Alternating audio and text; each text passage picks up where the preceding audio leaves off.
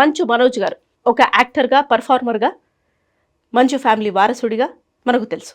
ఆయన మంచి మనసుకి ఆయన నిదర్శనం. కొంచెం స్ట్రైట్ ఫార్వర్డ్గా ఉంటారు, హంబుల్గా ఉంటారు. ఎస్. అయితే రీసెంట్గా పోలీసులు మంచు మనోజ్ గారిని మరొకసారి విచారణకు తీసుకెళ్లారని తెలిసింది.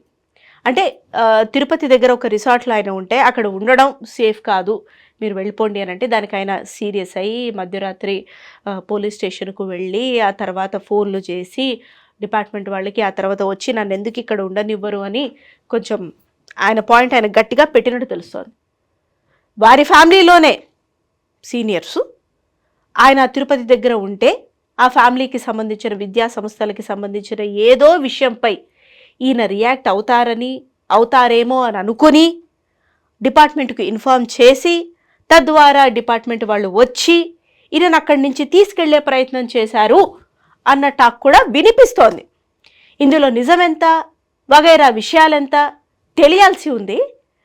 కాకపోతే ఈయన సినిమా కూడా రిలీజ్కి రెడీగా ఉంది.